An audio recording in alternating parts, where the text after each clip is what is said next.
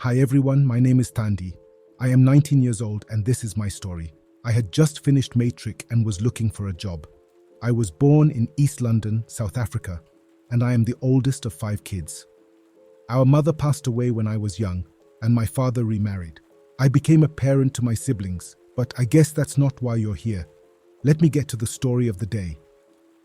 One day, my childhood friend called me with news that she could get a job for me. She worked as a maid in one of the larger cities in South Africa. I was overjoyed. I then took a bus to the city. As I walked through the neighborhood, it was clear that the house was the biggest on the block. There were no public taxis that reached this low-density suburb, so I had to walk uphill on foot. My friend met me outside the house where she worked. "Friend," she said excitedly, "that's the house I was telling you about. Good luck, my friend. I hope you get the job." The gate was opened by an elderly man who took care of the grounds. As I stepped inside, I couldn't help but say, "Wow, so this is how the others live." I was amazed. The house was a mansion, grand and impressive. The garden was very well kept with neat hedges and colorful flowers. A fountain bubbled softly in the middle of the driveway, which was lined with fancy cars. The house itself was huge, with big windows that shone in the sunlight and a beautiful wooden door that seemed to invite me into a different world.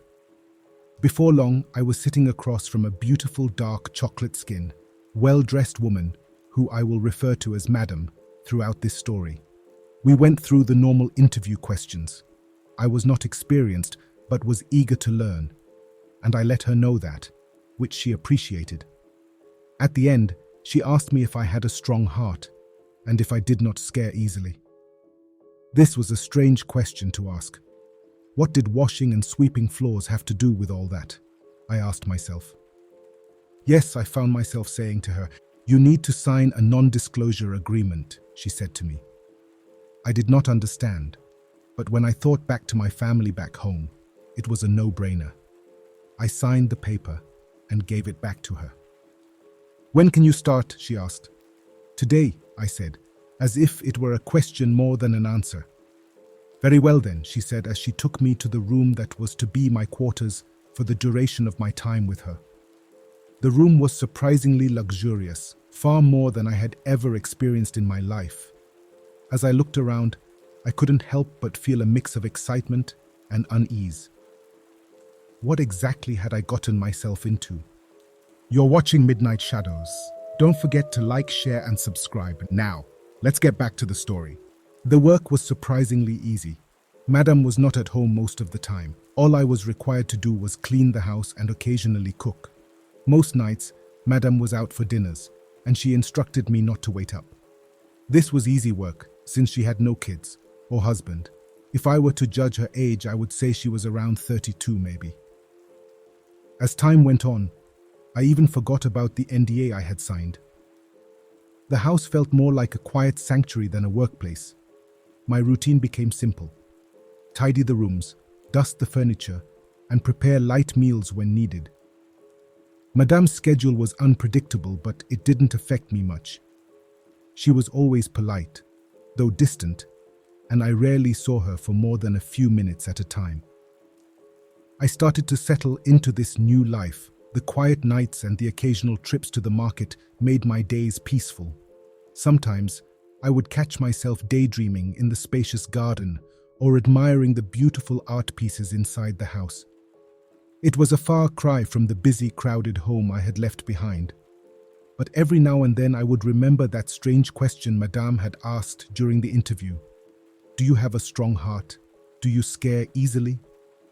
It seemed so out of place. Yet, as the days turned into weeks, nothing unusual happened, and the memory of that question began to fade. Then one night, as I was finishing up in the kitchen, I heard a noise that would change everything. It was a hissing sound like a snake. Mind you, this was at night. The sound eventually went away, but for the first time, sleep did not come to me. I dreamt that I was being chased by something. When I woke up, I looked visibly tired. To my surprise, Madam was waiting for me in the kitchen. "Morning, Thandi. Slept well?" she asked. "Yes," I lied. Okay then, I would like you to meet something tonight, she said as she left. Did she say someone or something? I was confused. She came back around 10 p.m. Meet me in the lounge, she said as she retired to her room. I waited in the lounge, not knowing what to think. 10 minutes passed, and she showed up, dressed in a red robe, like the ones you put over your nightdress. She ordered me to kneel down, and we both knelt. Thandi, she looked me right in the eyes. Whatever happens tonight, you will not tell anyone. You will not scream, and you will not move. When you said you had a strong heart, I believed you. Tonight, you will be tested. She looked away and started to speak, and I could not understand a word of what she said. Maybe it was my nerves. I closed my eyes. It felt like the right thing to do. Before long, I heard a hissing sound like the one I heard the night before. I opened my eyes, and a huge snake was all over Madame. I wanted to shout, but my voice had left me. Madame was still saying something. I closed my eyes, waiting for this ordeal to be over. Then I felt it, the smooth skin against mine. My muscles tensed as I felt the huge snake slithering all over my body. I closed my eyes so hard I thought they would pop. Oh my God, I wanted to pray, but I forgot how in that moment. And just like that, it was over. The snake was gone. I was in tears and trembling. You did well, Madame said to me, impressed. I wanted to introduce you to the man of this house. The one that ensures we enjoy all the luxuries we have here, Madame said. She stood up and left me alone. As I looked around, I realized the floor was cold and wet. I had peed on myself. The night before had left me shaken, and the memory haunted my every thought. I couldn't believe what had happened. The snake, Madame's strange words, it all felt like a nightmare. But it was real. The next day, I went about my usual chores, trying to push the terrifying memory aside. The house was quiet as always. Madame had left early in the morning, leaving me to clean and organize. As I dusted the shelves, I found myself glancing around nervously, half expecting the snake to reappear. As evening approached, my anxiety grew. What did Madame mean by saying the man of this house? What would happen next? I couldn't shake off the feeling that something even more bizarre was about to unfold. When Madame returned, she seemed pleased with herself. She didn't mention the previous night, which only added to my unease. I prepared her dinner, trying to act normal, but my hands trembled slightly as I set the table. Thandi, she called out after finishing her meal. Come sit with me. Her voice was calm, almost soothing. I obeyed, taking a seat across from her. You did very well last night, she began. It was a test of your courage, and you passed. Her eyes bore into mine, and I felt a chill run down my back. There are more tests to come, and each one will be more challenging than the last. I nodded, too afraid to speak. What kind of tests? Why was she doing this? The questions swirled in my mind, but I dared not ask. Rest tonight, she said, finally breaking eye contact. Tomorrow will be another test. Be ready. I went to my room, my heart pounding. Sleep did not come once more as I lay in bed, my mind racing with fear and anticipation. What did Madame have planned for me? How much more could I endure? As the sun set, I mentally prepared myself for whatever lay ahead. Thandi, come to the lounge, Madame's voice called out, and my stomach churned with dread. I made my way to the lounge, my legs feeling like jelly. Madame stood in the center of the room, stark naked. Take off your clothes and kneel, she commanded. I panicked. This was too much for me, but I obeyed, my heart pounding in my chest. She began chanting again in that same strange language I couldn't understand. The room seemed to grow darker, the air thicker. I closed my eyes, bracing for whatever horror was to come. The hissing sound returned, louder and closer. I felt the smooth, cold scales of the snake against my naked body as it slithered over me. My body tensed, every muscle rigid with fear. I wanted to scream, to run, but I remembered Madame's warning. Do not move. Do not scream. The snake coiled around me, its weight pressing down on my chest. I could feel its breath, hot and moist, against my skin. Tears streamed down my face as I prayed silently, begging for the ordeal to end. Finally, the snake released me and I collapsed to the floor, gasping for breath. Madam looked down at me, her expression unreadable. "You have done well again, Thandi," she said, her voice filled with a strange satisfaction. I lay there trembling, my mind racing with fear and confusion. What was happening? What was the purpose of these tests? Madam helped me to my feet, her grip surprisingly gentle. "Rest now," she said. "You will need your strength for the next challenges ahead." As I stumbled to my quarters, I couldn't help but wonder, how much more could I endure? And what would happen if I failed one of her tests? The questions haunted me, but there were no answers, only the promise of more trials to come. What in the black magic was going on in this house? I asked myself as I woke up the next morning. I wanted to go and see my friend, to tell her everything that was happening, but the NDA stopped me in my tracks. I didn't want to be sued. Was this what it was going to take to put my siblings through school? I thought. This was too much for me. Madame came back in the afternoon that day. She had bought me clothes and purses. She said they were luxury brands.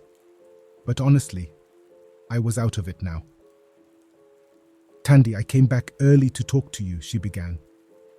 "Thank you for what you have done. However, I would like to talk about our next prayer meeting." How could she call it that, I thought. She lowered her voice. "I thought I should discuss the next test with you. Before I do, I would like to say I am willing to pay 100,000 cash. Most did not get as far as you got." My interest was piqued. "What do I have to do, madam?" I asked, my mind spinning at what I could do with that money. Madam looked at me for a while, her expression becoming even more serious. "You have to sleep with the snake," she said. I laughed. I'm not sure if it was out of fright or what, but Madame's face remained the same. I shook my head. "I don't think I can do that, madam. Anything else but that, please." I was on my knees, begging. Madam shrugged her shoulders. "The man of the house wants more from you. I hope you will not disappoint." She stood up, leaving me in my kneeling position, now sobbing uncontrollably, and surrounded by the most expensive gifts I had ever received in my life. "The sun will be setting soon," I observed, and without thinking, I started packing all my clothes, including the new ones. I deserved them. I had worked for them. I heard Madam's car leaving. "Good," I said under my breath. By the sunset of the next day, I was back home. I felt safer, but I was always looking over my shoulder. The next few days were a blur. I had returned to my old life, but nothing felt the same. My siblings were thrilled to see me, and for a moment, their joy was enough to distract me from the nightmares. But as night fell, the memories of the snake and Madame's words haunted me. Sleep was once again out of reach. Days turned into weeks, and the money I had saved began to dwindle. The luxury clothes and purses Madame had given me lay untouched in my suitcase, a reminder of the strange and terrifying world I had left behind. One evening, as the sun set, I found myself alone in my room. My siblings were outside playing, their laughter drifting in through the open window. I stared at the ceiling, lost in thought. Should I go back? Could I face Madame and her snake again? The thought of 100,000 cash pulled at me. It was a life-changing amount, enough to secure a future for my siblings and me. But the price was steep, too steep. Dear listener, please help me. What should I do? I need the money. Do you think Madam would take me back? And that, my dear listeners, concludes today's story. If you have any advice for our guest, please share it in the comments section below. If you have a similar story you'd like to share, you can send it to us at the email on your screen. Until next time, beware of the shadows that linger in the night.